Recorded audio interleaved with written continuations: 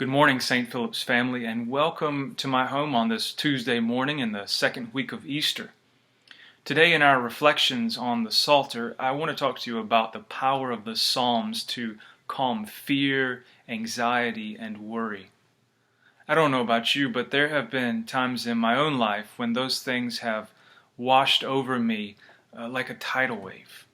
I grew up surfing on the coast of North Carolina, and if you've ever been knocked down by repeated waves in the water, then you know quite well the disorientation that sets in when you're submerged under the water and wave after wave after wave is breaking over top of you. Your sense of direction is lost, and you no longer know which way is up or which way is down, and panic begins to set in. That's the sort of sense we get when we're submerged in fear, anxiety, and worry, isn't it? Your mind is fuzzy. All kinds of worrisome thoughts seem to be barraging you all at once, and you can't tell which of them are true and which of them are false.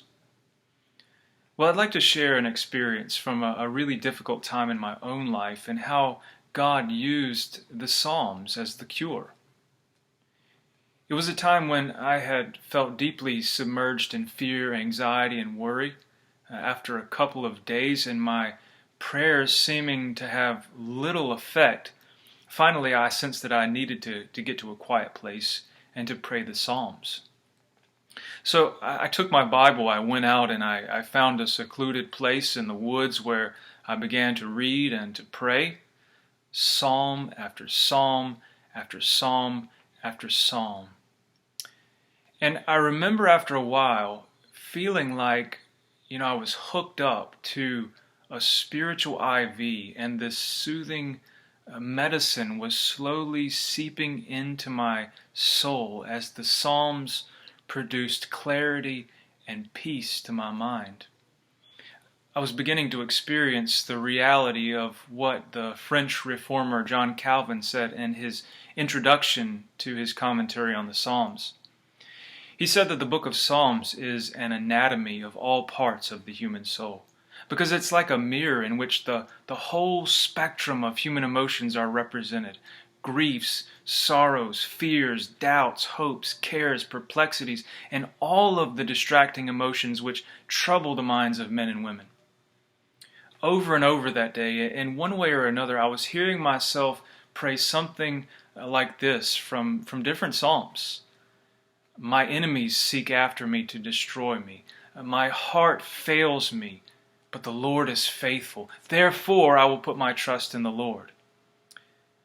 And I remember thinking, it can't be that simple.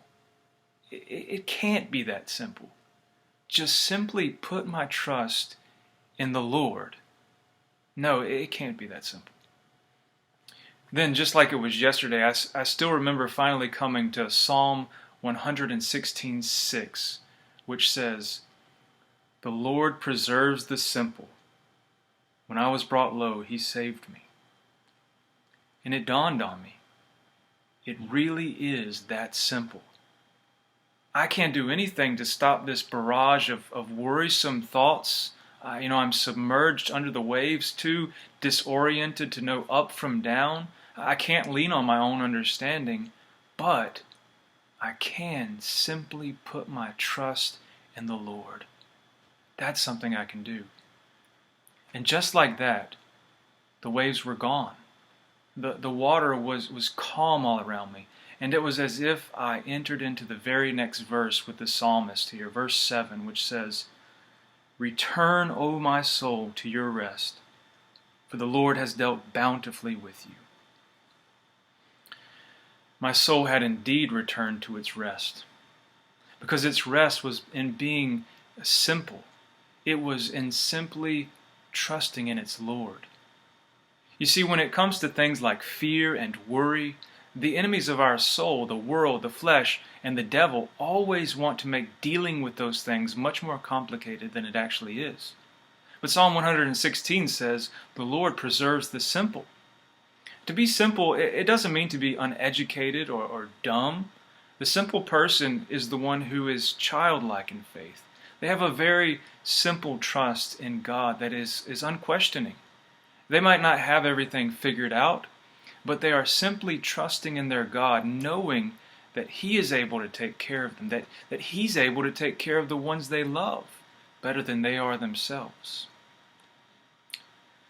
Well, as I got up from my place there in the woods that day and I began my walk home, I knew without a doubt that the Lord had administered the cure through the strong medicine of the Psalms. And for me that day, as it may very well be for you this day, the cure was found in the simplicity of realizing that I was powerless against this great horde of anxious and worrisome thoughts and imaginations that had come against me, and then simply putting my trust in the Lord. If you're struggling with worry, fear, or anxiety today, I want to encourage you to get alone with God in a place of solitude and to begin praying through these Psalms until you too feel the medicine doing its work. Maybe like me, God will give you the medicine of simplicity, the reminder that simply trusting in the Lord is the true place of rest for the human heart.